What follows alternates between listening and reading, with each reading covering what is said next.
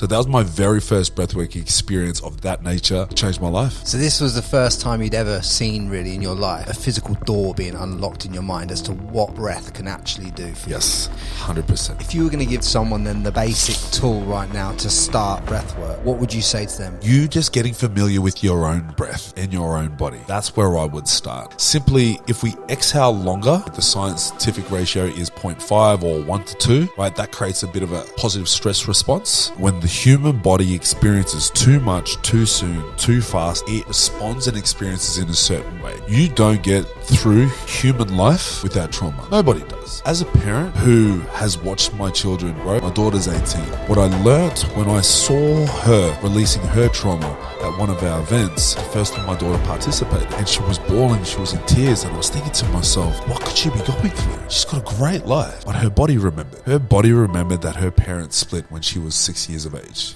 Give me chills, mate. I have to allow her to process her own emotions here. I can't steal this opportunity from her, right? Because the window of opportunity is there. You can choose to welcome it in, or you can choose to avoid it. The thing about it is, if you don't take that opportunity, you never really know if it's going to happen again.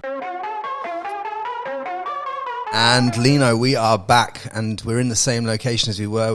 We're 3 floors higher than the last time we were here. But mate, I just want to bring you back on the podcast today because I feel like the podcasts that we've done before have kind of dived deep into the breathwork that we were doing at the time and stuff like that. But I really want to get your insights into how you found breathwork and the journey that you've been on with it. Well, where it started? Where it started, yeah. My very first breathwork experience, like transformational experience, was what I experienced in that experience was I felt my body melt into the floor. I felt it dissolve into the atmosphere. I felt my body come out of the floor bigger, taller than what I was. And what came up at the very end of that breathwork was I saw my mother. Now, I grew up with 2 mothers, and my second mother was my Australian mother. So my biological mother that I grew up with and I lived with, and then our next door neighbours were also family. They became family to us, my Tongan family and my Australian family. And my Australian mother, she passed away 10 days after my 21st birthday. At the end of this first breakthrough breathwork session, my mother came to me at the end of it, and then there were sunflowers after it. I come out of this breathwork experience and I think to myself, whoa, what was that? What is breathwork? Right. I've done breathwork, but I'd only ever really done it for meditation or for an activation. That was simply it, right? Tuning into a visualization, but never to actually break down, break through, and to transform. Nothing like that had ever happened before. So that was my very first breathwork experience of that nature, and it changed my life. I remember being at that workshop, and when I came out of that breathwork experience and everyone's doing their shares, I remember standing and saying, this is what I came for. Right there, that there is what I came for. Now, this workshop that I went to, it was called Extreme Leadership. The one before that, I'm not sure if you're familiar with Alexi Panos or Preston Smiles, and it was their event called Extreme Leadership. That was level 2. Level 1 was called the Bridge Experience. I went to the Bridge Experience 2 weeks prior to that, and I got given the Leadership Award there, right? All the people in the room, participants in the room, got to vote for someone, and I got the most votes, and they gave this to me. And I thought to myself, if I'm getting this award, and I also felt I enjoyed myself so much, I thought to myself, I want to work more with these people. So considering that I got that, I thought it'd be stupid for me not to go to the next event. I go to the next event, and I think there was an expectation there that people were expecting me to be the leader that they saw in level 1 at Bridge. But when we get to level 2, this room was full of 108 leaders. And I didn't clue on till maybe halfway through the first day, oh, this is called Extreme Leadership. Extreme Leadership. It wasn't level 2, it was like level 10. It was multiple levels above of what I did in level 1. So I think, and I remember Preston saying, for those that are hiding in the room, Lino, enough hiding. no more hiding. And I thought to myself, all right, there's a reason why I'm not showing up the way that I did the last time, because I want to have my own experience. What happened at the first one was they set this task and we had to organize ourselves, and it looked like chaos. And what I observed was the chaos, but I saw a solution. So I spoke. And when I spoke, everyone shut up. And what I thought to myself was, this is exactly why I don't talk that much, right? I don't openly speak in public, because once I start speaking, in my experience, most people shut up. I ended up solving the problem. The room were grateful for it. So when we get to level 2, I didn't want to be that same guy that I was in the first one. The one that speaks and then no one else speaks because my voice is deeper, louder, more fuller than everyone else's. I want to hear other people speak too. But when he said that, I stood up and that's what I sort of shared. I also acknowledged that when you're in a room of leaders, if you're not careful, you could find yourself get lost, right? But when we got to that breathwork experience, that's what I went there for. I went for that. I went there for that. So I hope that answers your question. So this was the first time you'd ever seen, really, in your life, a physical door being unlocked in your mind as to what breath can actually do for you. Yes, 100%. When I try and explain breathwork to people, Lino, I'm always saying to them, look, all your life you think you know what it is to breathe. But when you actually learn how to breathe, you realize this automatic breathing that you've been doing for the longest time is just that. It's just automatic. But the actual true art of breathwork, it's a skill. It's something you have to learn. You have to learn to breathe deeper and longer and hold breath holds. But it just allows you to access that piece of consciousness that you perhaps could never have access to without it. Like it's equivalent to having a psychedelic experience, but getting there with the breath alone. I think that and more, right? It's this thing, I've been calling it this Swiss Army knife that can do anything and everything that you want it to do, right? We can use it with TBR, my new business. We talk about we can use it to activate, to regulate, to release. But we can use it for so much more beyond that too. That's us just sharing 3 simple benefits. I was thinking to myself this morning, you can use it to manifest, right? You can use it to go to sleep. You can use it to amplify things, right? You can use it to make things feel better, right? Like I was talking yesterday, I've got a retreat that I'm supporting at next month. We did a team call yesterday, and the request was that we would do a breathwork intro. To open up the day, there would be a bit of a breathwork session and then the introduction of the host, and then we'll roll into the day. And, I was thinking we can also use it for that, because the last time I went, it was there for a breakthrough session, right? So it was this big cathartic release. This time, what I'll be using is to prime the men and their energy for the day. There'll be 100 men in the room that day, right? So I'll be using it to set the tone for the day. So you'd say then that breathwork is for everybody. Everybody can access this. Absolutely everybody. Everyone's got it. Do you think that people need to breathe in order to release some of their traumas, some of their stuff that they've got trapped in them at a cellular level, to kind of access this new level of self? Because for me personally, on the journey that I've been with you and everything that I've done, I don't think I could have even got through the stages where I can get to like a mushroom journey or anything like that. I don't think you can get there before you first learn how to breathe, before you access that and see what that does to your body and see how it changes your physical presence. Mm-hmm. Would you agree? I do agree. I think that everything has its place. I think that, yes, your breath can do so much, but I think there's a time and place for a lot of things. And just like anything, if you lean on things too much, you now become codependent. So if you lean on breathwork to do the heavy work for you all the time, I think you're also somewhat missing the intention, right? It's there to support you. It's there to assist you. It is there to help you do whatever it is you need to do, but it will not do the work for you, which is why I love breathwork so much. Yeah, you have to physically take yourself to that place to be able to do the work. Yeah, and also knowing how, like, when enough is enough. We spoke about earlier about our plans for tomorrow, right? And shared, look, we don't want to go for too long. We don't want to go for too short, right? We want to make sure that we're sort of hitting that sweet spot so that we can experience what we set out to achieve. Yeah, right. So there's a set parameter around what type of breathwork that you need to facilitate whatever you're trying to facilitate in your life. 100%. So like a good dose of breathwork for a morning activation would be like 8 to 10 minutes, ideally. I feel like it feels good. Like if you're somebody who lives quite a busy day, 3 to 5 might suffice. Right? If you have a little bit more time up your sleeve, but you also got the dedication, discipline, and commitment, 8 to 10 minutes is fantastic. If you can get 5 to 10, like that will take care of you. If you've got 20 minutes, you're pretty luxurious. Like you've got enough time, because most people are also getting in their morning cardio. They're getting in their weights.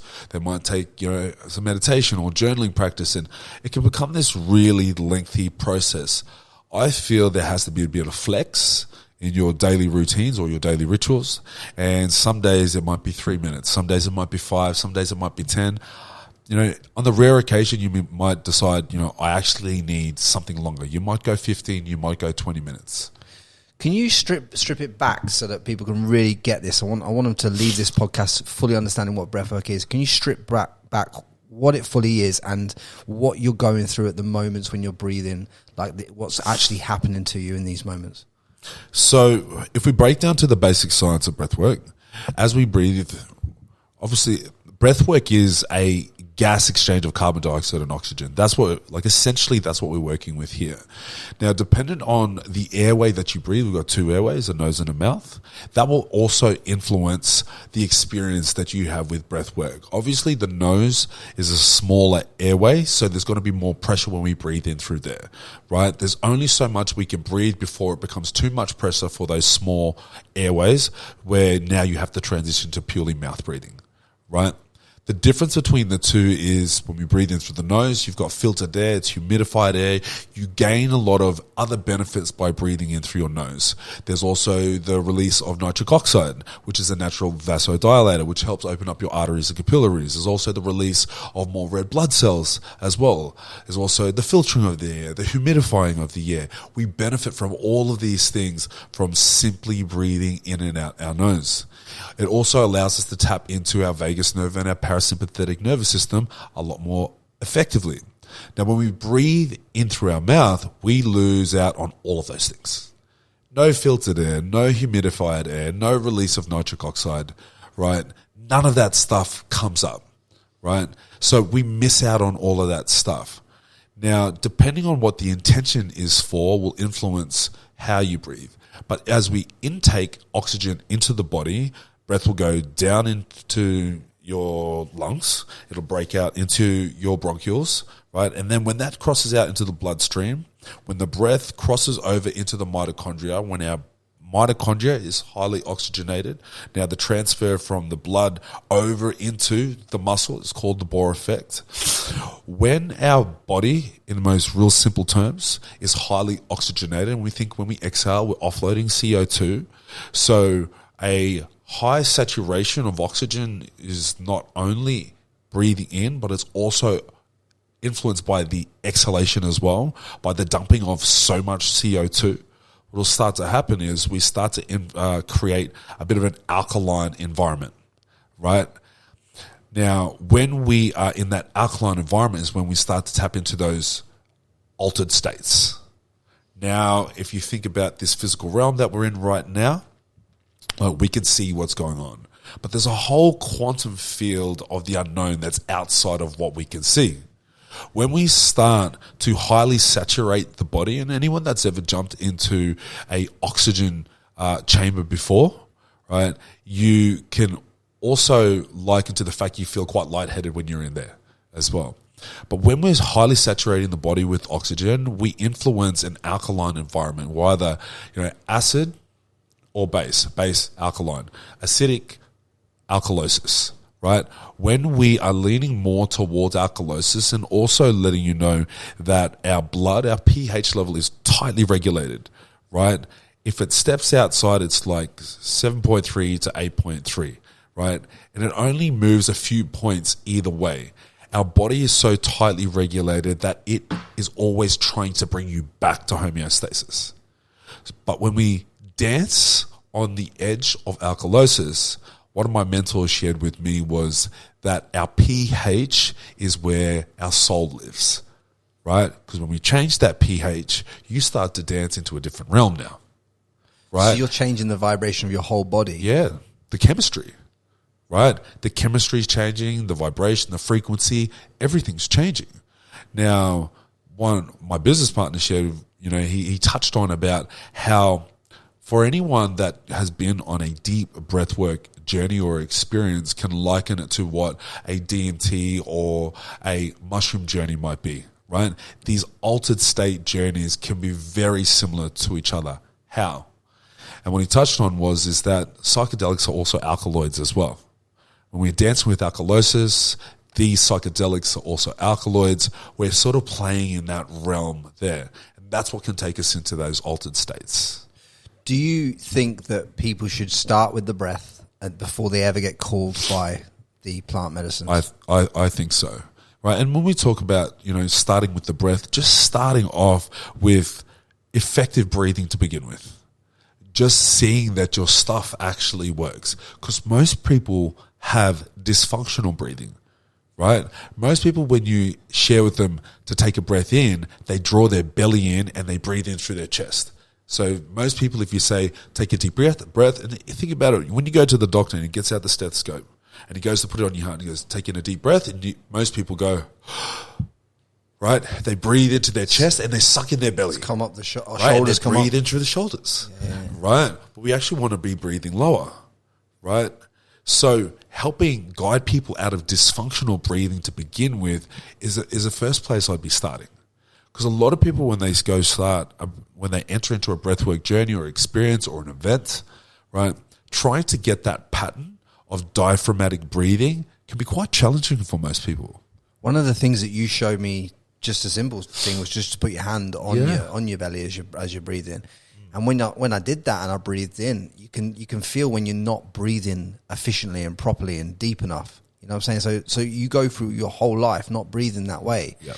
You're deoxygenating yourself. Even if you go to the gym, you're getting less oxygen into your body to support your workout on a normal day. It's a shallow breath, yeah. Because you're shallow breathing. So you're living your whole life walking through life shallow breathing. You're probably not sleeping well because you're shallow breathing. You're probably snoring a lot because you're shallow breathing. All these ailments come from the shallow of breath, right? Yeah. And I guess that the breath is like at the beginning of life and it's at the end of life as well. It is part of every bodily function that happens within inside of you. Yet it's probably one of the things that is never looked at in terms of improving your health. Yeah. I mean, we've got people like yourself and Wim Hof and Gary Brecker now talking about breathwork, and other people in the space talking about it, and it's become a more forefront thing over the last 5-6 years, but I don't think it's talked about enough compared to the comparison of how much it can change your life. Like, if there's one thing, if someone said to me, what is the one thing you would suggest that I would do to change my life and change my timeline, so to speak, that I would always point them towards breathwork first. Not a mushroom journey, not DMT, not anything else. You don't need to, not meditation, breathwork. Because the breathwork allows you to step into your meditation after the breathwork. This is what people don't understand. You lead in with a 10-minute breath work, and then it becomes easy to meditate because you can understand the presence. You can't understand the presence if you're just trying to sit there with your arms crossed trying to meditate. This is what a lot of entrepreneurs struggle with, right? That's what I think. If you think about how busy the world is, most people struggle to sit still. So for people that are overwhelmed, stressed, always hyper aroused, telling them to take a breather, to calm down, to de-stress, that doesn't improve their situation, right? All you're doing is telling them more of what they already know, right? They already know what you're talking about, right? But their ability to do it is where they struggle, which is where I think breathwork comes in, right? Because it's more like a energized meditation. And I feel, like you just said then, it can really effectively become a bridge to meditation, right? And I think that after you've been able to master your breath, you start to realize there's times where you don't want to breathe, right? I would actually prefer to meditate. But at least you know how to access it should you want to get there. 100%. I think it's important. I mean, I started years ago doing breath work, and I was doing it every day. I don't do breath work every day now because I don't feel like I need to go to those depths every day. Like it's the depths I was going to overcome the things that I was overcoming in my life and to take myself to the next level meant that I had to breathe to those depths. But now I'll breathe to those depths maybe like once every few months with you. I think sometimes all you have is 3 breaths, right? It's like, all I've got today, I know I need a few breathers, but I'm just going to take 3 breaths. Sometimes it's 3 minutes. It's like 3 breaths ain't going to cut it, right? I'm just going to take a little extra time out. I'm going to breathe for 3. Sometimes it's 30 minutes. It's like, man, I need to move something, right? I'm in a funk, right? Or maybe it's like, you know what? That thing was really heavy. I actually need a little bit more time to myself. You talk there about moving something, and that's profound in itself, because what breathwork allows you to do, from my personal opinion, is it allows you to shift any current reality that you're living in and any current problem that you think you have, because it's often you think you have this problem over here, but it's often not even that. It's something over here, but you can't see it because you're too in it. So breathwork takes you out of it and allows you to see it from a different angle. Allows you to and it might evolve it as well, right? So what something means to you in this state may mean something different to you in that state. It may be the exact same thing. Nothing's changed about it, but the way you look at it's changed. Or after a breathe, you might realize it's not actually what you thought it was. It actually has changed. This whole time you were thinking it was this, but it's actually that, right? Because it gets to change your state, right? So what I wanted to say through some of these sentences was, it's not about the breath work. It's about what the breath work does for you. Depending on what you need should influence what you do. Right, yeah. So you're saying if you need 3 minutes, take 3 minutes. If you need 30, take 30. But just have it in your toolbox so that you can access that level of self, and then you access whatever level you need at that day. Yep, which is why what I share with my facilitators is that let's not get this confused. Depending on who you talk to, you will be influenced by their technique, their style, their approach to breath work. What I want them to do is to not get confused that we're all doing the same thing here. Regardless of what style of breath work that you're doing, whether it's Wim Hof, Oxygen Advantage, breathless, holotropic, rebirthing, all of these different styles of breath work. For the absolute novice, this could be extremely overwhelming. And I tell my facilitators, I want to demystify the confusion. We're all doing the same thing, right? This is an exchange of gas, of carbon dioxide and oxygen. We're all doing the same thing. Please do not be deluded by the fact that we're doing the same thing simply because there are so many different techniques and styles that are out there. They're all doing the same thing. However, the way we manipulate the breath will influence the experience. And I think if you really want to solve a problem, yes, you want to get down to the root cause, but you also want to use the right tool, right? If your only approach to experiencing or utilizing breath work is trauma release or holotropic, right? When it comes to more meditative styles, you're really going to struggle, right? If you only know how to do pranayama, Buteyko method, more yogic styles of breath work, when it comes to something bigger to move, you're probably really going to struggle. If you only know how to do Wim Hof or Oxygen Advantage, right? These things over here, and you're dealing with something more emotional, you might really struggle to move that thing. Yeah. Right? There are so many different techniques and styles that are out there. Depending on what you need, I want you to look at it and think of it as, this is my tool set. Depending on what my problem is, I want to be using the right tool for the right job so I can come out with the desired outcome and result that I actually am looking for. If you were going to give someone then the basic tool right now to start breath work, what would you say to them? In terms of like, how would you get them structured? How long would it be for? How many breaths in would it be, et cetera, et cetera? I really love freestyling, right?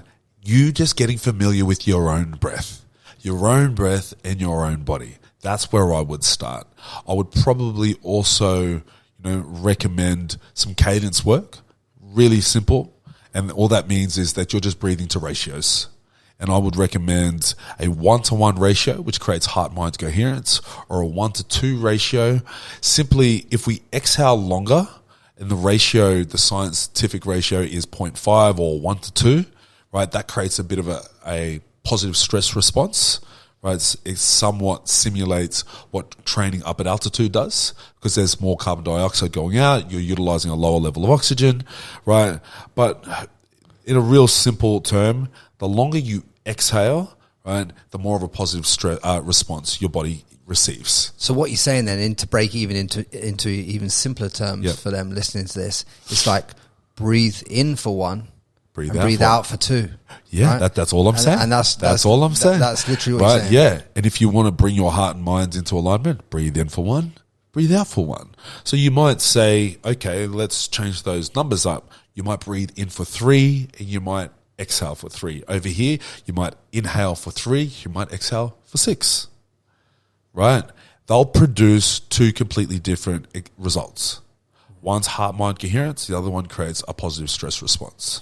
Can you break down then the ratios that you would use to get your heart in coherence? One you'd use to get to face a trauma, one you'd use to activate before a workout. Can you give me some examples of the ratios you use for these different topics? So the way I sort of break it down is anything to do, so 2 airways, we can breathe in through our nose, out through our mouth. There's a whole bunch of techniques that are predominantly based around just nasal breathing, right? Things like pranayama or Buteyko method, because all of the greatest benefits come out of breathing in through your nose, right? So I break breathwork down into 4 different categories. So nasal breathing is one of those categories. Pranayama, Buteyko method, you guys are over here. Category 2, rhythmic breathing. This is anything that we breathe to account a rhythm, a tempo, a cadence, heart coherence, the 1-to-2 ratio, triangle breathing, box breathing, right? 4-7-8. They all have a count to them. So I think there's a lot of benefits to breathing to a rhythm, right? But anything that includes a count, where you're actually counting the breath, the inhale, the exhale, the breath retentions, whether it's the bottom or the top, rhythmic breathing. That's what fits in box number 2. Category number 3, anything that fits under the umbrella of performance, right? We're talking hot, cold immersions, oxygen apnea work, CO2 tolerance, NSDR, right? Anything that fits under performance at all will fit under that performance category. The last one I call transformation. This is your altered states, trauma release, your emotional release. All of that altered state, cathartic stuff will fit under that transformation category. Holotropic, transformational, rebirthing, all of that stuff for me will fit under that, right? Now we're doing breath work across all different styles here, right? But depending on how you manipulate the breath will influence the result that you get from it. Give me does that help answer your question? It does. I want to give people even more insights. I want to take them into my personal journey with you to give them even more deeper insights into this. Because I'm not fazed about discussing this stuff. But what things did you take me through, and in what sequence did you take me through? Because like we've been working together now 3 or 4 years, so we've been into some depths into breath work and mushroom journeys and all these kind of modalities to heal, release trauma, I'd say, to elevate, to see things clearer, to get a better picture of life. And every time I do it, and everywhere that I've been with you and done this kind of stuff, it always takes me to a whole different level. Right? Yeah. Always, never. But where did you start me off? A mixture of all things, right? But we start off at the beginning to build our way, to lay the foundations to get to the bigger stuff, right? So at the beginning of each session, it will start off with nasal breathing, right? Because I want to prepare your body for it, right? And then we'll transition to in through your nose, out through your mouth, right? I'm looking for that longer exhale, right? And then, because we're not looking for heart-mind coherence at that point, right? We think about the intention, we think about the objective. You got some stuff that you want to move, right? So like we need to keep our mind on task, right? But to get there, think about it when you drive a car, right? Did you learn to drive with the manual? Yep, 100%. Right? Do you just jump in the car, start it, and go to 4th gear? No. So we have to work our way up till we get to this point here.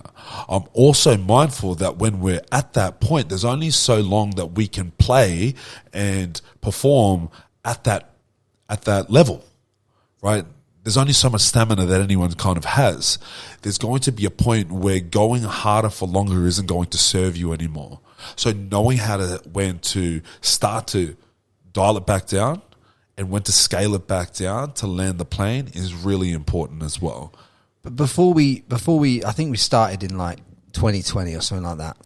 Before you saw me shift those first things that I needed to shift through that specific journey that we went through then, how much pre-work did you make me do? Like, was it like 5 or 6 weeks to get into to have the ability to be able to shift that stuff? Because what I'm trying to get at here is I'm trying to give people an insight into how much you have to even learn the basics before you can go and shift the trauma that you think you need to shift. We definitely didn't do that in the first session, right? And I remember at the end of the first session, you were like, I feel like I could have went further. And I'm like, be careful what you wish for. Right? And it wasn't long after that where we did go longer, right? And then we were here, for longer than what the actual breathe was. Yeah. Right? Because what it unlocked, right, and what it cracked open, right, was the deeper stuff. See, this is so profound because you're right. We breathed. I think I remember it. The first real unlock for me back in 2020 was like we breathed for like maybe like 30 minutes, 25 minutes, 40 minutes, but there was like a 2 or 3 hour window where you had to facilitate with me and help me process what I had just unlocked. At our first biggest one, yes. Because that is stuff that I had packed away for years, left it on the sidelines. And I'd covered that stuff with, I think, making online money, just pursuing business stuff, boxing stuff, everything. It just all being covered up. Like, you imagine you've got all this stuff inside yourself that you're like, I'll deal with that later. I'll deal with that later. It might be a breakup. It might be a relationship with a parent. It might be something this, something that, whatever it is. But you just pack it away. Uh-huh. Some of you listening to this will have packed away stuff for like the last 20 or 30 years. And you've never, ever got to the point where you can unpack it. And what breathwork allows you to do is it allows you to take yourself to the point where you can start to unpack it.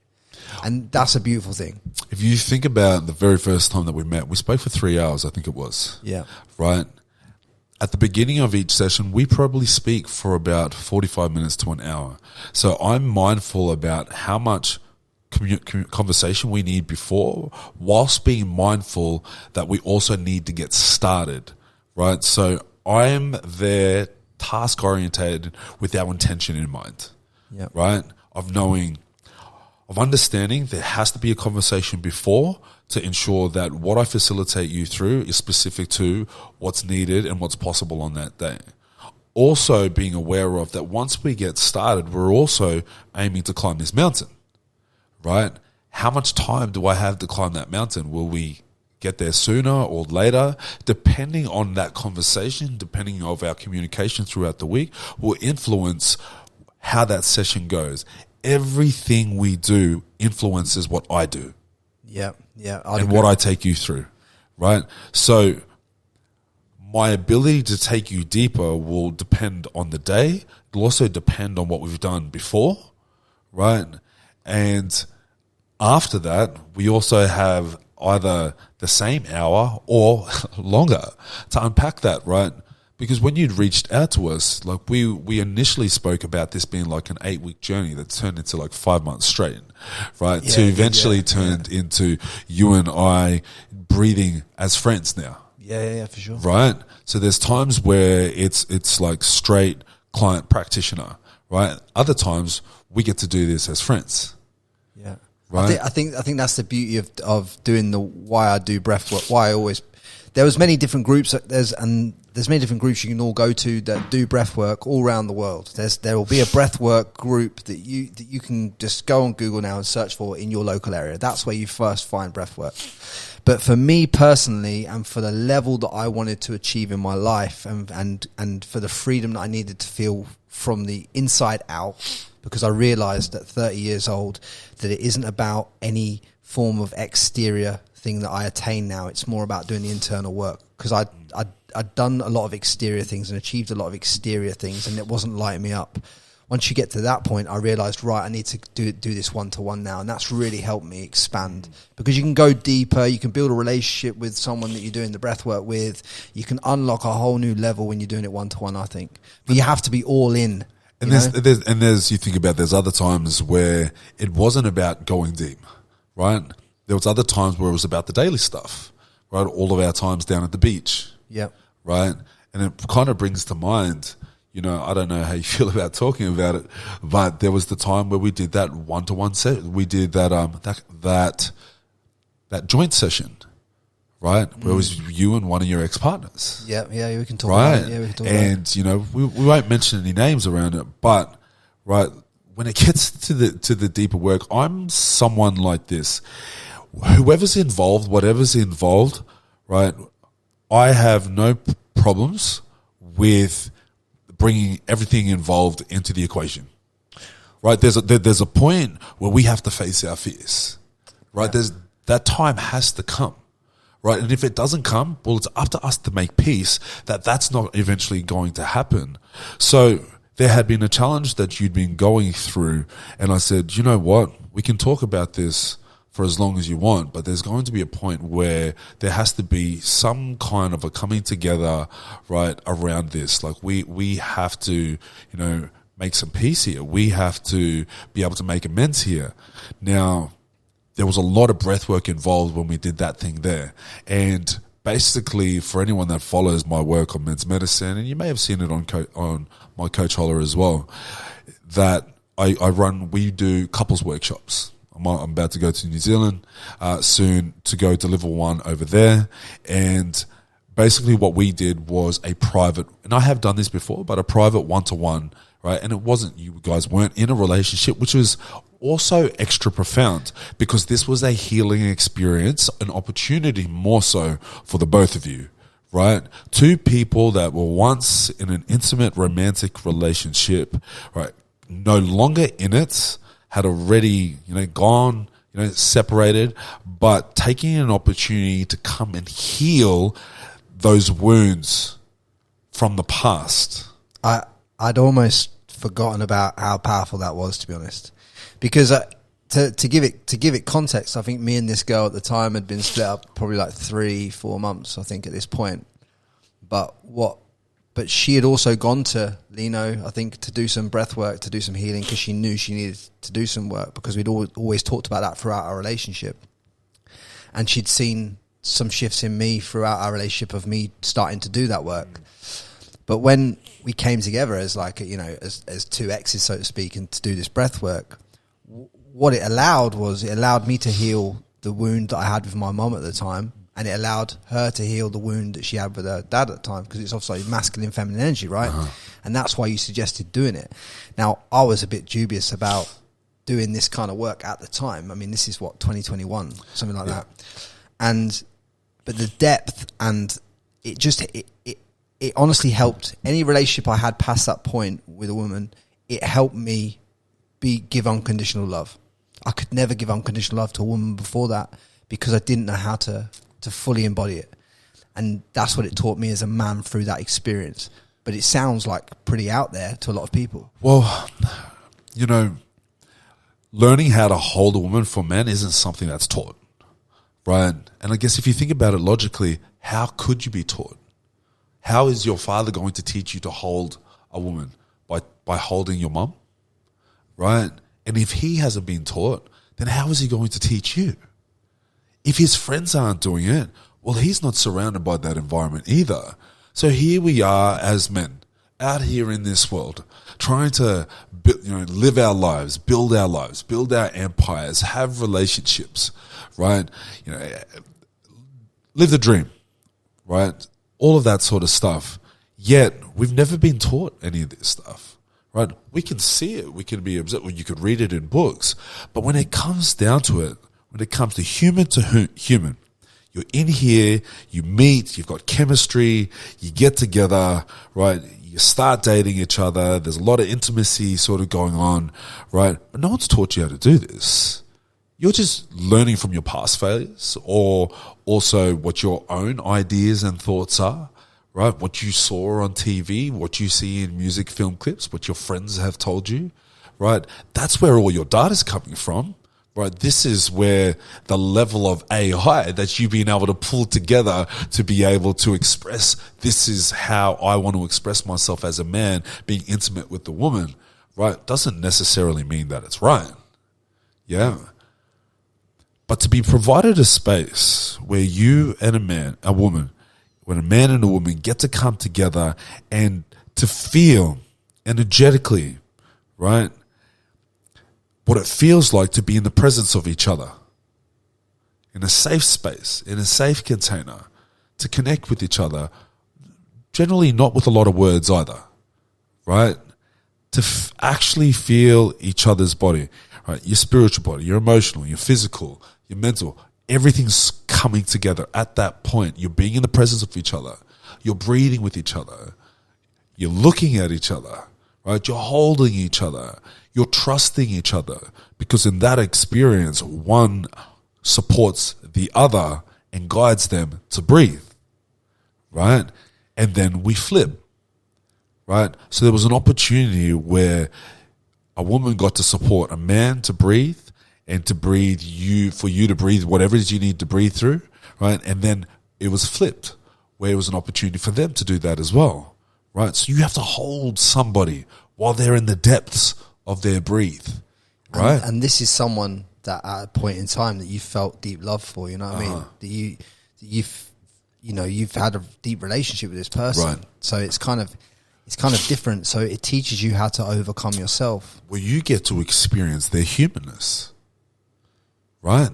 What you've got is a human in your hands there. What a man has is a woman in his hands there, right? What a woman has is a man in her hands there, right? Because the way that it's situated is that one partner will hold space at the top, and between their legs, laying down in front of them, is the other partner breathing, so that you can support from behind, right? And as they breathe, you guide, you support, you encourage, you hold that space, right?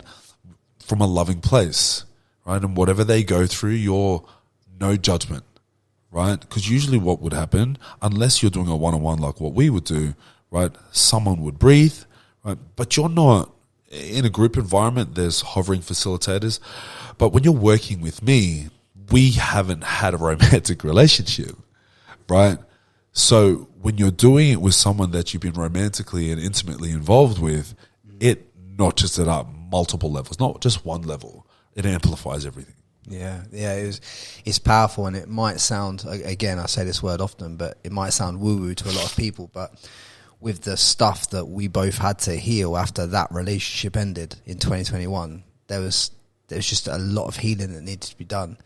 And it's actually beautiful, because to go on and see what I've achieved after that, and to go on and see what she's achieved after that, it's a beautiful thing. And there's no animosity there, and there's no, do you know what I mean? It's lighter, everything's lighter. And what, if you ask yourself now, if you've got a partner, you're dating a man or you're dating a woman, and you think about it logically, have you ever really truly supported their presence and seen what they're actually going through in a way that we're talking about right now? You probably haven't. You've probably never seen them in the way. You've probably never felt some of the stuff that they're dealing with. They may be projecting some stuff onto you right now that you don't know about, but you can't understand the pain that they're going, because you've never sat in the presence. If you sat in the presence of what I sat through in 2021 for half an hour, seeing the pain that this woman was going through in her life, it can only give you empathy towards women moving forward. You can't see women in the way that you're taught to in this red pill community right now. You can't see them like that. Well, if you think about, just ask that simple question. Have you ever held anybody or the person that you love in all of their mess? It's not about the mess. Have you held them in all of their phases? Yeah. Right? The answer for majority of people will probably be no. Because in today's society, if it doesn't work, we change it. We get rid of it. Get a new one. If the relationship doesn't work, get a new one. Yeah. Right? So there's a problem with it. Get rid of it. Get a new one. Right? If there's a breakdown in the relationship, it must be you. Right? And if the problems show up enough times, I don't think we should be together. This isn't working out for me. Right? how often do people actually return back to each other to work on something, but not to work on something so that you can understand where I'm coming from, right? So that we can actually be present with each other and hold space for each other and be here with each other and allow whatever unfolds is whatever unfolds and be okay with that. Yeah. Majority of people would say probably no. Yeah, but to walk through your life with animosity towards an ex-partner, for argument's sake, is kind of one of them things that that doesn't help you move any further forward. Like any ex-partners that I've had over the last 5 years, I release them with love and kindness, because why would you have any animosity towards them? Because I know that the animosity towards an ex only hurts me anyway. Well, the knowing can be the killer, right? Because as much as we know something, the way that we respond may not be the same, reflected as the same as what we know. Right. So because we're human. So how can people differentiate then whether they think they've released something or whether they've still got an attachment to the something, whether that be a relationship problem, whether that be a problem with a parent, whether it be some other form of animosity or anything like that stored in them? How can they notice the difference between whether they've released it or whether they think they've released it? The emotional charge. So, when we express or we speak about something, there's been an event that happened and it made me feel a certain way, right? Let's say I was in a relationship and that relationship didn't go that well. And I'll use myself as an example and say that there was a relationship that I used to call a toxic relationship. And every time I thought about it, that's the way that I labeled it, right? Eventually, I was able to overcome the way that I looked at it. And eventually the emotional charge that I had attached to it dissolved, right?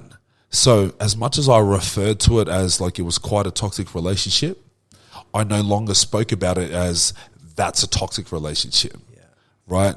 The way that it used to make me feel is no longer there. It's shifted. It's changed, right? What's important at that point is that because as humans, what happens is when we see space, right? And you're actually really great for this because you're quite a minimalist, right? You're a lot like me. Everything's very simple, right? Has to be. Yeah. Simplicity is key because I've got bigger things to do, right? And I like to look like clean, smooth, smart, right? I'm built for speed, yeah? So when we think about spaces as humans, what we want to do is we want to fill the space, right? If there's a space in your cupboard, people find a way to fill the space. For those that are listening, you might be able to relate to that when you moved into a house, you had X amount of things. When you left, you had X, Y, Z and the whole alphabet. How did we have so many things, right? That's kind of what happens with us and the relationships that we build, right? The attachment that we have to things, it influences the way that we feel about them. But when you change the way that you feel about something, right, it creates a space. What's key here is that what you put into that space is what you want. Once you've dissolved that emotional charge, it will create space. But human behavior is going to influence you to want to fill that space. If you don't fill that space with what you actually want, what you'll find yourself doing is going back to your default, so to speak, might be your ex, right? And you might put them back into that empty space, right? It takes courage to fulfill your life with the things that you are drawn to, that inspire you, that move you, that motivate you, right? That call you forward to your highest calling and fullest potential, right? That takes courage. But if you don't put that into that space, what you'll end up doing is finding yourself in a loop, going through a repeat pattern. The default mode network, it's familiar. It knows your patterns. It wants to run those patterns. But and what's this podcast about? It's about flipping perspectives and breaking patterns, right? If you have broken that pattern and if you don't put a new pattern in there, right, your default will want to go back to what it knows. Quick one for you guys. You may have seen I've started to mentor people because I was getting people in the DMs reaching out, asking me for loads of different advice and guidance through many realms of what I've been through in my life. And I've created a mentorship program now that helps you create the reality that you want to live. It helps you make more money. On average, an extra 30 to 100K there is that's lying within your business that you don't know where it is or how to access it. I help people access that, and I also help them get every other area of their life right so they can improve their relationships, so they can improve the way they communicate, the way they network, and everything else. We work on the whole package. It's not just one area. We're not just in the pursuit of money, but we're in the pursuit of the purpose and the money and aligning it all together so that you go in the right direction to being the best version of yourself. If that is something that resonates with you on every level of your being and you want to work with me to take yourself to the next level, I would love you to click the link below this video and go to my mentorship page and make an inquiry. This is essentially why I came back to Australia, because when I went through that last breakup over 4 months ago now, I knew that this was a great opportunity for me to grow. Like, okay, this has happened to you, but it doesn't have to, like, you don't have to go and spin this same pattern with someone else or something else down the track. You get the opportunity here to see every fault that you potentially have or any chink in your armor that you've potentially got to fix up, and you get the opportunity to go and fix it now. And that's what I've used the last 4 months for. It's just to go inward, see where the holes are, see what is it I can't see. Where am I not free here? Because I keep trying to explain to every entrepreneurial person that I know, if you don't understand where you're not free within inside yourself, you'll just go in the pursuit of money and status and things and objects and all that stuff. And then you'll get to a point. You will find this point, whether you found it yet or not, you will get to a point at some point and you'll feel empty as fuck. I know, because I've been there, right? And that's when you're like, right, there has to be, and at that point you get a choice. You either go deep, dark depression, or you start going destructive, or you do the work. But rather than get there and find out you have to do the work, why don't you just take my advice right now and start doing the work right now? Because that work, for everyone listening to this podcast, that work is a constant thing that has to be done. Constant. Took the words out of my mouth. I've never completed the work. Yeah. I'm not trying to say to you on the podcast that I'm completely healed, whole, and all this stuff. I'm not saying that. I have done a lot of work, as you well know.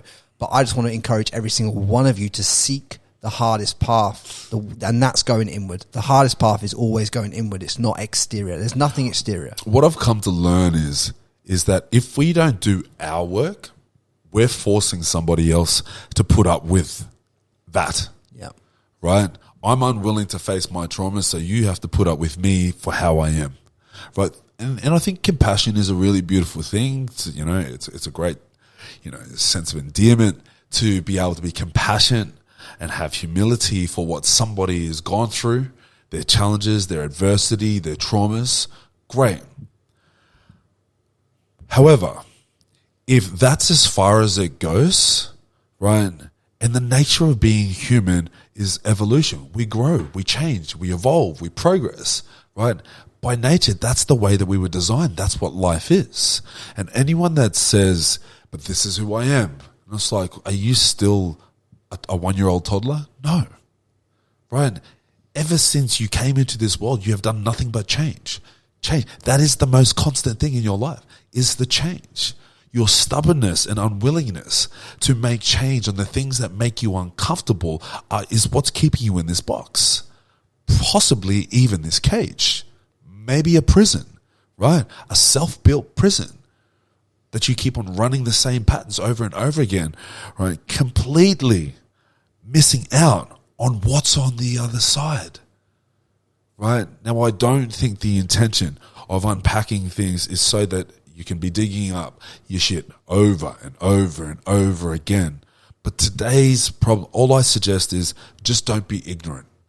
For what's here today, deal with that. Because tomorrow's got to have its own set of problems. Right, so if you've got to breathe today, if you've got to meditate, if you've got to journal, if you've got to call somebody, right, you need to take some time out, you need a self-care day, right, maybe you need to go for a workout, maybe you need to go punch a bag, right, whatever it is, whatever your medicine for you today is, that's what it is, right, take your prescription, right, eat it up, right, and soak it in, allow it to do what the medicine should do, whatever form of medicine that it is.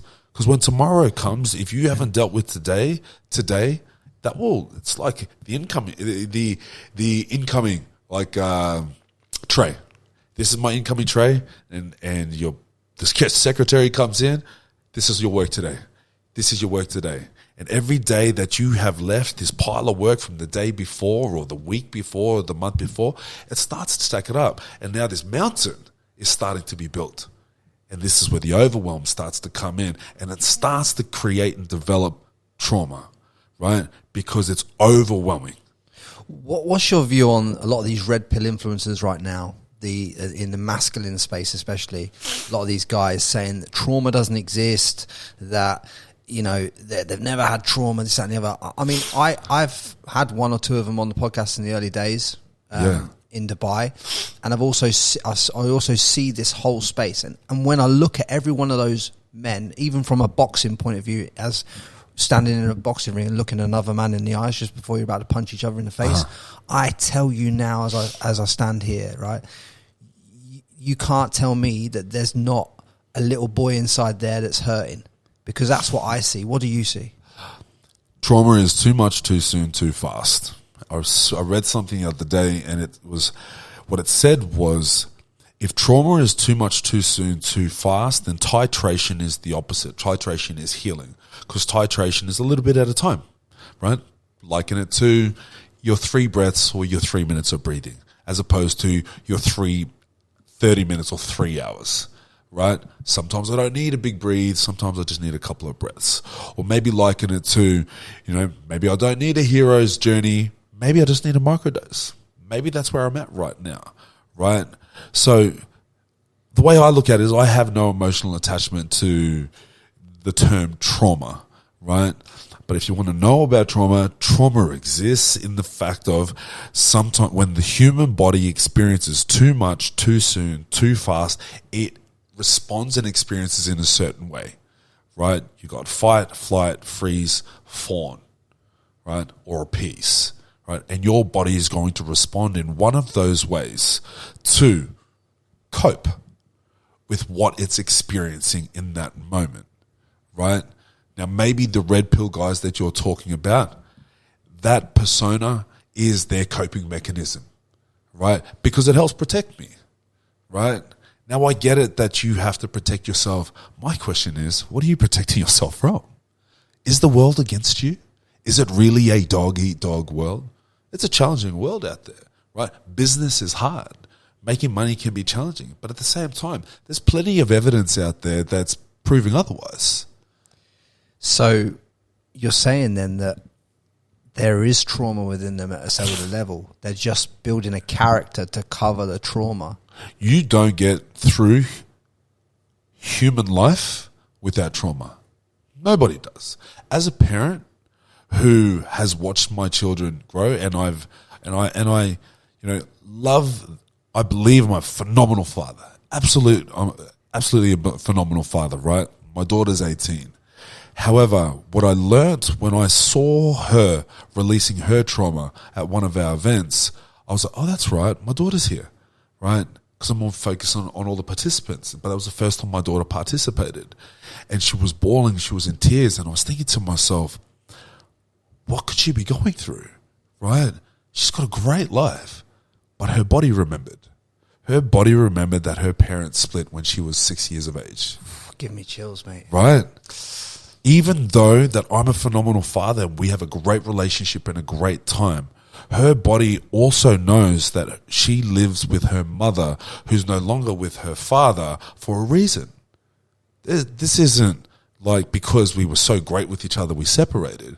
It was because I was a ratbag, right? But she loves her dad.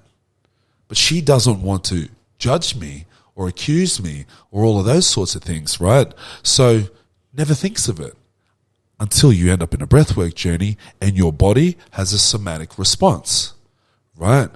And soma is basically the Greek word for body, right? And a somatic release is that stored memory, that stored energy now has the ability to come up, and your body has the opportunity to express itself, right? Her body was expressing that suppressed memory that she'd forgotten about. she doesn't even remember, when I talk to my daughter, she doesn't actually remember me and her mother being together, right? When she sees a photo of her mother and I, for her, it feels strange.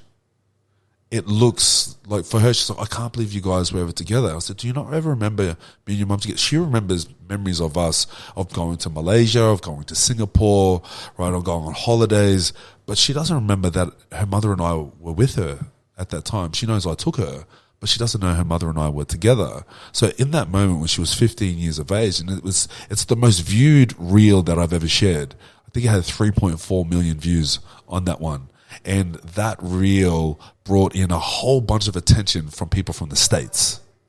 What I meant, like, I was getting messages and emails from people from the States, and I had to ask myself, why is there such an emphasis from the States? Well, if you look at a lot of things that happen in the States, single mother households is very common over there. Yeah. Right? Yeah.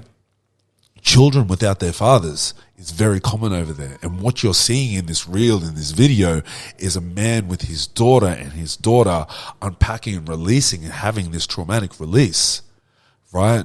And a man, her father, holding her in that, right? What I did after that was I took an opportunity to apologize and take responsibility for that. Wow, man. Right? And we had 30 women that were there. And I stood in the middle of that circle, and I took responsibility. I also used myself as a proxy, as a symbol for all the men that have hurt those women in their lives in that way as well. Yeah. Right? That any woman that was there on that day that had experienced infidelity, unfaithfulness, right? Any man that has sort of hurt them in their lives, or maybe you grew up, maybe it was your father, right? I just want to stand here as a man that represents men, right? And apologize for the hurt that's happened in your life. And as I apologize to her, I just allowed myself to sort of be a stand and a representation for the men in these women's life as well. Didn't know it was going to happen, right? But I didn't know my daughter was going to have that release either. But when something presents itself, as I said to you before, I think it's important to have the willingness to not be ignorant. Just don't ignore it, right? Because the window of opportunity is there. Yeah. You can choose to welcome it in, or you can choose to avoid it. The thing about it is, if you don't take that opportunity, you never really know if it's going to happen again. My daughter's never participated in a walk again. She's never participated in a deep breath work like that again, right? She's participated in breath work, but she never came and participated. She now films for us, right? So, if I didn't do it that day, it may never have happened. And that memory would have just lived in her. And how did it feel from you on the outside, watching her deal with that, knowing that you're a part of it? Well, my sister was there as well, supporting. So what I didn't want to do was I didn't want to allow the energy from me to her to transfer over, because as I became aware of what was possibly going on, I realized this isn't my stuff. I have my part in this equation, yet if I continue to hold onto my daughter, my energy will transfer and mesh with hers, right? We're not wanting to create that kind of a bond going on there, right? I have to allow her to process her own emotions here. I can't steal this opportunity from her. I have to allow her the opportunity. I feel emotional saying this. I have to allow my daughter the opportunity to complete her cycle on her trauma. This loop needs to close itself, and only she can do it, right? Yeah. If I coddle her and make her feel like, stop crying, don't cry, it's okay, I've got you, and she feels like she has to stop crying, wherever it stops is wherever it stays. And that whole completion, cycle, doesn't happen. Yeah. There's a gap now, right? So I had to extract myself out of that situation. I switched with my sister, and she came in and she supported my daughter. And then I later completed the whole process with what I shared with you just before. Yeah, it's beautiful, man. It's beautiful, because how many people, you know, especially when you're trying to go out in the dating world as a man, like I see so many women out there that I feel like are holding on to so much trauma, and if they can just let it go and overcome, they, on the other side of that, they can have the relationship they want. They can fix the relationship with their father. Even if you release the trauma that your father caused you as a woman, right? And you just release it, but you still didn't have a relationship with him, but you just had the opportunity to release it and forgive him. The freeness that you would feel as a woman from doing that work would change all the types of men that you introduce yourself to through life. And it changes your relationship with the masculine. It changes everything. Yep. And as for the men, from my own personal experience, when you do the inside work and you release it, the egotistical version of you that stands in the front of yourself dissolves. So like you get away, the bravado of Frankie just slowly, we peel back the layers and we get back to who the real Frankie is, not the one that I've created to mask everything else in 2020 that was going on in my life. You know what I mean? Like that version needed to die. And one thing I want to say to everyone listening to this is like, you have to be willing, if you're going to start any form of journey, so to speak, breath work, meditation, whatever it is, you have to be willing, when you get to the internal compass of yourself, to be willing to let that person die, because the person you think you are and the person you actually are two separate humans. And the further you can go in and separate those two and get to the crux of who you really are, the faster you can manifest the reality that you say you want in your life, and the business that you want, and the relationship you want, and everything else that you say you want. But you are the only person right now, listen to this, that are keeping yourself away from the fucking life that you want. You could have said no, right, when we did that session, right? And you did say no the first time round. You're like, no, right? But you changed your tone, right? And I guess the question is why? Why did you decide yes? Because not many men would be willing to do a deep breathwork emotional session with their ex-girlfriend. Not many men would do that. Not many men could be able, one, to do it, and two, to be able to talk about it on a podcast to allow other people to get through it on their tone, right? And I wanted to be that man that did that, because I believe the strongest men in the world are the men that can go inwards and do the work and sit here and talk about it and come out the other side and say, hang on a minute, yeah, I was going through this problem and this is how I solved it. That's what strong masculine energy is to me. Strong masculine energy isn't having 5 girlfriends sat on a boat in Croatia in bikinis. That's not what strong masculine is. So I believe that what the world is taught as masculine energy and what masculine energy truly is are two separate different things, and I'm trying to bridge the gap by doing my own internal work to bridge the gap of what it truly is. Because unless men do the work, the actual work that we all know that you've been going through in your life and that I've been going through in my life, unless men are willing to go into that deep, darkest depth, how can we expect any woman to step up? Because we are the leaders in this world, like, regardless. And that's not me being sexist, it's just like a man is meant to lead, right? So this podcast, I hope, leads many women into fixing up their own shit. I hope it leads lots of men to fix up their own shit too. But someone has to lead that, right? We can't all just sit behind the mic and start going, oh yeah, let's have 5 girlfriends, sit on a boat in Dubai, whatever, and do that life. How long before that becomes soulless, right? I think that question should always, right, find its way into a conversation. There has to be a point where the question gets asked, where does this go? Where does this lead? After this party, where do we go from there? Right?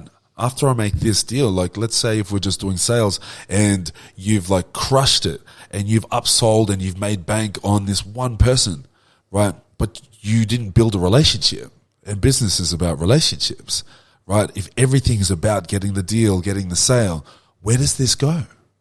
Right? Would you just going to do one sale every single time? Like, real business is about lifetime value. Yeah. Right? Repeat customers, right? You build a relationship with, you got a loyal client base, fan base, right? All of these kinds of things. You got a community. It's not about just like crunch time, more. Right, consume, right? I think you're missing out on the whole point, right? The question eventually, I'm not against these things. I've been on boats. I've been on boat parties, right? I remember going to Monaco. I loved that trip. I remember going to Cannes. I loved that trip as well. I remember there was one year I'd actually booked a flight to go to Dubai and to go to Rio Carnival, right? And it got to December, and I remember thinking to myself, it was December 2012, and I'm like, where does this go? When I get back to Australia, what am I going to do, right? So I'm like, I'm not getting on that plane, right? I walked away. It cost me all up, because I had to change it from another flight, right? All up, like the whole flights and the whole holiday, it was like $5,000. And I'm like, it takes me nowhere. So I just said, I'm not going. I'm not jumping on this plane. How many people do you think out there are on the road to nowhere in a lot of areas of their life that they've never even questioned the road? You know, am I even on the road? Oh, so many. So many. I was having conversation around this during the week, right? Where people who don't even question the actions that they're doing, right? I think I was on a call, and basically the conversation was around not feeling good about the sales that were being made, right? They were getting paid, but what it turned out was the results on the other end weren't reflecting the work that was being sold on this end. And it became a compromise of integrity. And I said, brother, this is exactly what's supposed to happen. However, there are plenty of businesses in the world that couldn't care less. I'm getting paid. What does it matter? You ever watch that movie, The Big Short? Yeah. Right? And then those like foolish mortgage brokers were giving mortgages to people that didn't even have a deposit, right? And then he had shorted against the building industry, which eventually collapsed. And remember when that sort of happened, right? So there are people in this world that are willing to do business completely out of integrity, right? Just because they're making money, just because it looks like what it looks like on face value, on what it looks like on the highlight reel, doesn't mean that it's right, right? One thing that you cannot buy is your soul. You might make the money, but if it feels like you're compromising your values, your beliefs, your soul, right, that's going to eventually catch up with you, right? And if it doesn't catch up with you, well, I pray for you. I know a few people out there making a lot of money at the moment, and the only reason why that band is still playing at the minute is because they haven't explored the depths of work that need to be explored. Because as soon as they start to unlock that chest and go inward, what they're doing and the way they're making money and the way they're doing everything in life would all change. Yeah. Just so many people that I meet are unwilling to face themselves. And I can understand it. I can understand why the avoidance, because the deep work, it's called deep work for a reason, right? It's called inner work for a reason. It's called trauma for a reason, right? Because it's not made for the faint-hearted, right? However, as much as it might have been given to you, happened to you, it's yours to overcome. This is your mountain. This is what was given to you for your life. And I was sharing with someone, I think you did a podcast with Jack DeLosa recently, and I saw a reel with him a long time ago, and what he spoke into, and he said was that this may be really hard to hear. However, the trauma that you've been through was the nutrients that you needed to grow. Yeah. I couldn't be who I am if I hadn't been what I've been through.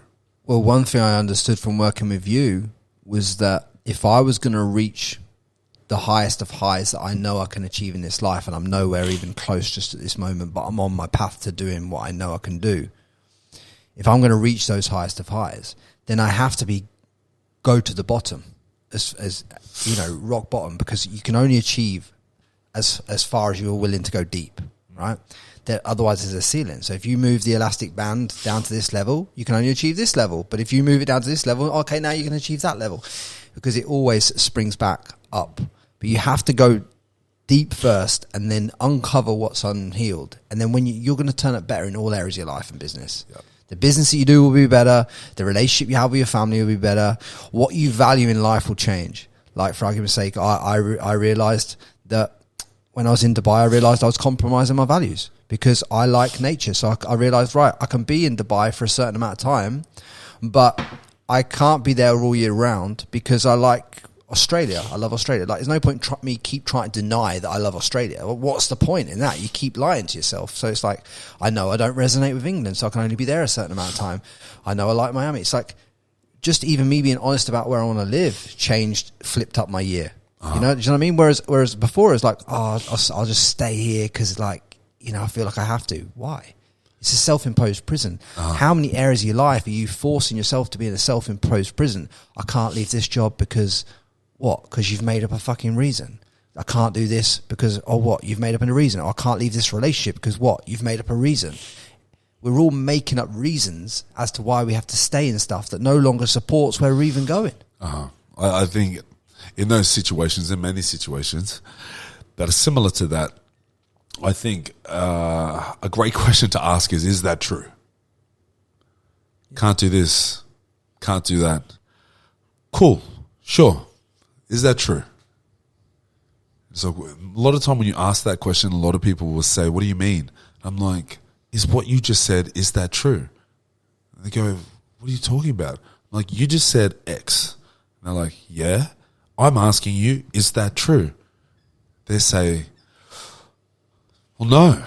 And I'm like, well, what are you talking about then?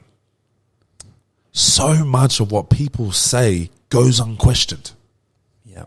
Right? Not only do you need to be willing to question yourself, also be accepting to allow others to question you. If you are unwilling to allow other people's inputs, thoughts, feelings, emotions, contribution, opinions, to be asked about the things that you practice, that you preach, that you speak about, right? I feel like you're somewhat putting yourself in a position of righteousness, of self-righteousness. Like, I am the all-seeing eye, right? Don't question me. What I say is gospel. And I'm just like, I feel like somebody in that position is kind of implying that I'm the smartest person there is. And I'm like, I think you're denying yourself from growth, right? Be willing to welcome in a different perspective. Yeah. Yeah. So, like, I grew up on a farm, 100 acres, right? The thing about that was I took a lot of great things from growing up on a farm. Third oldest, 12 kids, 7 boys, 5 girls, 100 acres, right, up in Brisbane. And we grew... We planted and harvested that whole land by hand, right? We did have a tractor, but it only dug up sweet potatoes. Everything outside of that we did by hand, because we grew up on a farm, and I've worked since I was 12 years of age. Having a strong work ethic has been something that I've always had. Now, for those that grew up in the suburbs, there were a whole bunch of things that I just never really attached to. I never really attached to playing computer games. It just wasn't something that I did. There was a whole bunch of other things that the kids from school got and did that I just didn't, right? So when I left home and I stepped out into the world, I just took things for what they are. When you grow up on a farm, and like everything, like, it is what it is. There's dark clouds, there's rain going to come, right? I see a person, we're drinking, it is what it is. But not everything is what it is. Some things are actually not what you think that they are, right? You have to have the willingness to be able to question these things, right? And sometimes you might find yourself in situations in your life where you're unsure where you're at or who you're with, right? Especially if you're in your adolescence, or maybe you're in your mid-40s, right? There are stages in our lives where we find ourselves at a point of transition where we're unsure. Saturn return is another one of those, late 20s, right? Where you're questioning your existence, you're questioning your direction, you're questioning your choices. This is a great opportunity to implement something like breathwork, right? Because not everyone around you is going to tell you the truth either. Yeah. Do your own research, get good people around you, have your own daily practices, right? Even still, your own practices aren't enough. Ensure that you are doing your own research on top of that. Right? Have some great people that you can trust around you that you can ask some sound advice from as well. Have your own daily rituals, your own breathwork practice will help support you to have a greater finger on the pulse, a stronger intuition, right? And have greater conviction in your own choices as well. But don't take your own word as gospel, as I just said before. Also have enough awareness to know it does pay to have a soundboard. It does pay to have a second opinion, right? Doesn't mean what they say is truth and that should override your choices either. Life is a bit of an art, right? But the more you do it, the better you get at it. And I totally agree with you there, Lino. One of the things I wanted to get out on this podcast, because you may have seen that I did a podcast about my mushroom journey, right? I'm sure you've probably listened to it. I gave the perspective of what it's like to be inside the journey, right? I want you to give the people the perspective of what it's like from the outside facilitating and what you're seeing when I'm inside that journey, because I couldn't describe that for the life of me, but I think it'd be really powerful because a lot of people think that they're ready for plant medicine. And I've said openly and honestly at the start of that podcast and at the start of this one, I think the first thing you have to find is your breath. Once you've learned that, your breath, your meditation, then plant medicine calls you. But at the point that you feel called to do plant medicine like I did and the journey you took me on, can you just give, from your experience, what it's like to be on the outside of that? You know what's really interesting? There's not a lot going on, right? From the outside, right? This is why breathwork and plant medicine journeys and ceremonies are an internal journey. Right? Because what's going on inside your world is not going on inside my world. But I need to be able to have some level of connection with you to be able to tune into what could possibly going on for you. So I've got a finger on the pulse, right? But from the outside, there really isn't a lot going on, right? Which is why when we do medicine journeys, it's important that I feel it's important that the facilitator is also sitting with you, right? So there'll always be a dosage that where I will sit with in terms of being able to support you so that we can be in connection, right? So that I can support you the best that I can. However, I won't sit with the same amount that you'll sit with, right? Because you're deep in the journey, right? And maybe that might be something that some facilitators like to do, is to be able to sit with the same amount that they're facilitating other people with. However, right, the purpose of me is to take care of you. Yeah. Right? But you're having a completely internal journey. My job is to be able to not only take care of you, but also provide the space and the experience to help support, you know, the objective and the intention of what we set out to achieve. Right, which is why I have my instruments there, knowing when to play the instruments, knowing when not to play the instruments, knowing what song to play next, right? Knowing, you know, the journey of the song. Like the playlist is set to go through a journey through ebbs and flows, right? If you don't know what you're doing and you've just got like intense music on the whole time, right? That could be really intense for the person going through the journey. It could be possibly traumatic. Yeah. Right? On top of all the things you're going through as well. So like there's an art to it as well. Same thing when we're facilitating through a breathwork journey, right? Like what you're going through is not what I'm going through. And, you know, as you asked the question, what I felt was if you're doing a lot, you're doing too much, right? If you're in a breathwork and you're the facilitator and you're doing all the things, you're possibly doing too much, right? Because the person that's going through the journey is you. Not me. However, when I've supported you, there's been plenty of times where I've been deep in it supporting you, right?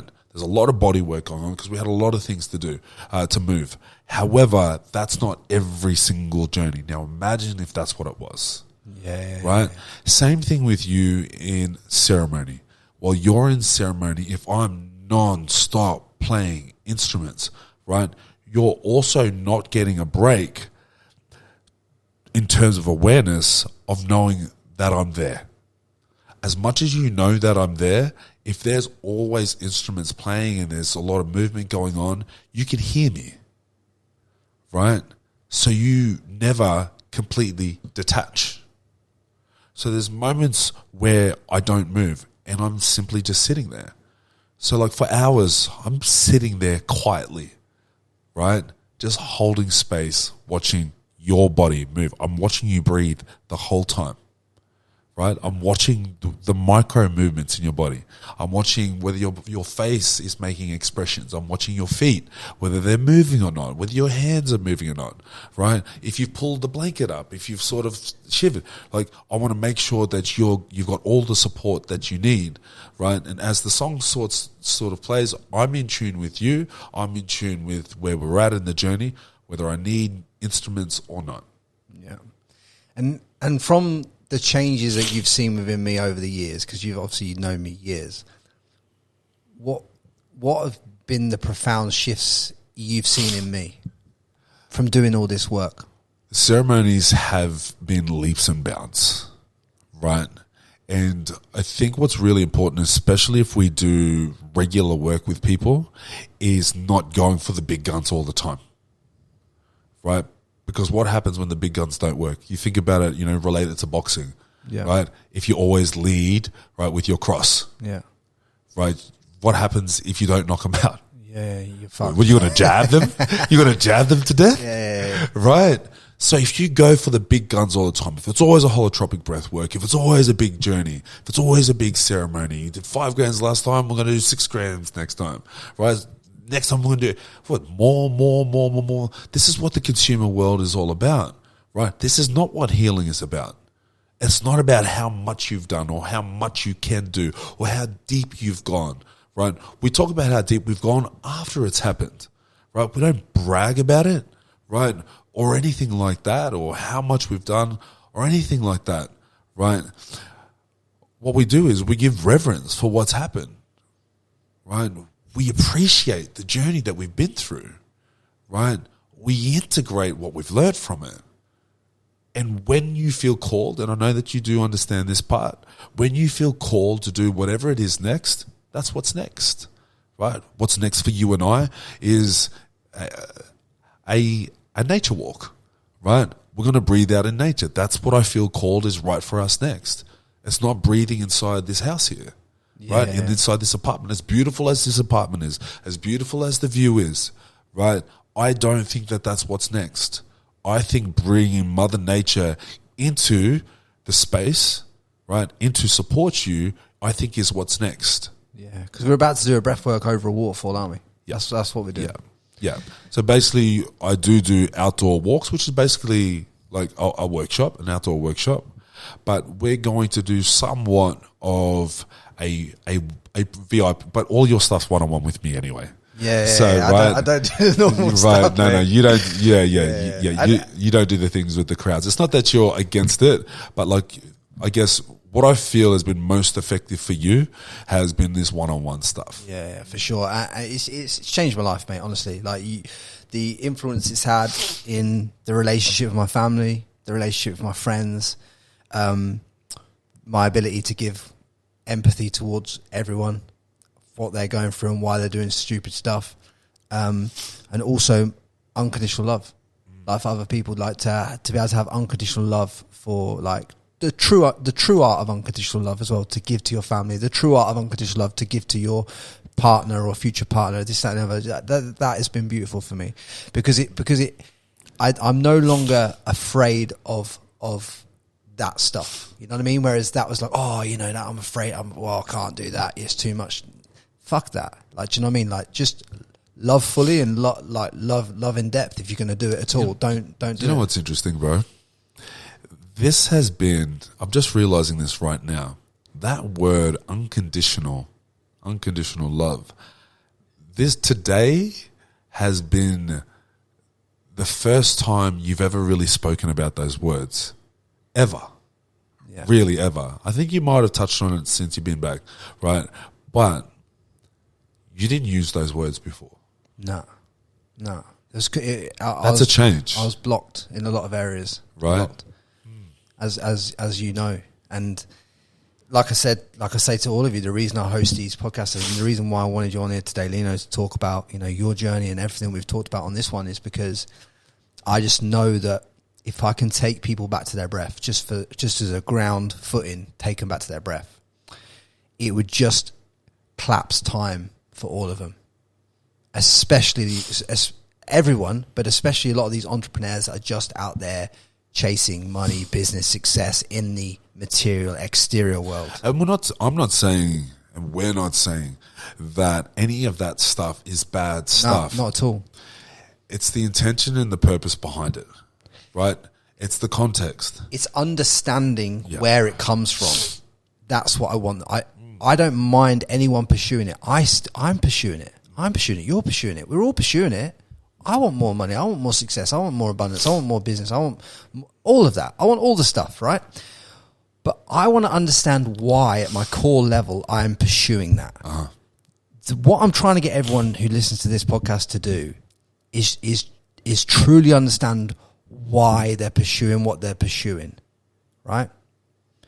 Whether that's casual relationships and that needs to stop for you, whether that's, you know, you're all about money but you've got no other life, whether that's like you've got problems with your family, like whatever it is, I don't know. That's not for me to know. But what I'm saying is the breathwork is the building block to you learning more about your internal self to be able to answer those questions. And answering those questions, where I will tell you honestly, they are painful at many points. They are very painful. You've seen me go through a lot of pain, brother. You've seen me go through a lot of pain. But has all that pain been ultimately worth it? Absolutely. I wouldn't change it for the world. And that's what I want people to experience. Yeah. Yeah, I think maybe, you know,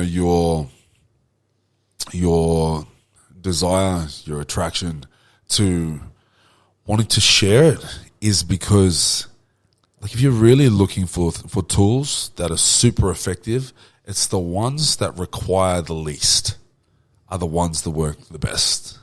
If you need a lot to make something work, it's probably not sustainable. It's probably not maintainable, right? Which means you're not going to keep it up. So the least barriers to entry and the more utility that you can get out of something, the more effective it's going to be. And breathwork is just one of those things that does a whole bunch of things. There's very little that it doesn't do. Yeah. And like you say, you can tailor it to unlock any level of your life, whether that's you want to use it as a pre-workout mechanism before gym, or a sleep inducing mechanism before bed, or whether you want to do a trauma release. It's literally like you can vary whatever you need to do with it. Uh-huh. I just think it's a skill that needs to be learned by all of you listening to this podcast. But Lino, like, I often end these podcasts with a question that allows me to encapsulate the full conversation. The question I always ask is, you know, what is the one thing that we can leave people today that could move them all just 1% forward in their life from today? And what's that to you? You're the one. Only you can do what you do the way that you do it, right?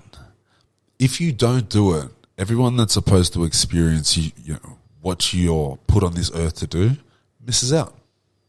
The thing about that is you don't actually know how that's going to impact their lives. You also don't know how it's going to impact your life.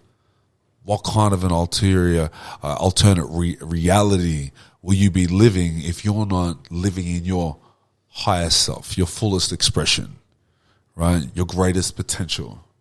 There's always more, right? The desire to want more or want to do more, I feel, is somewhat unnecessary because there's always more. The fact that you want more kind of defeats the whole purpose.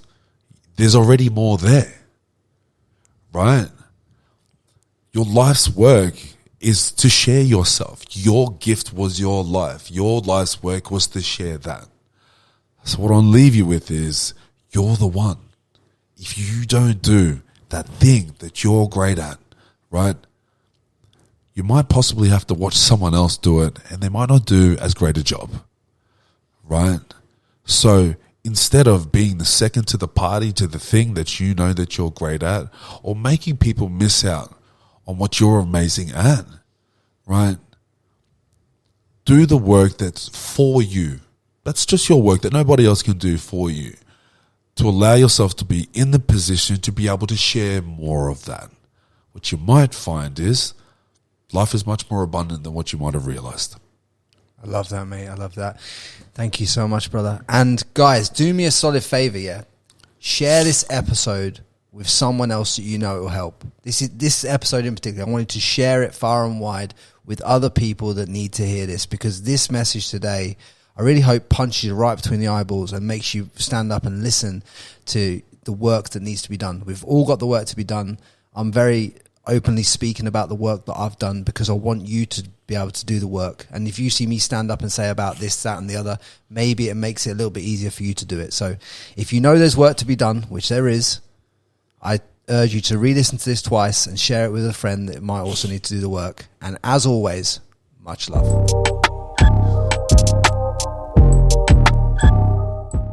If you thought that video was good, why don't you press this one here? Go on, give that a little tickle.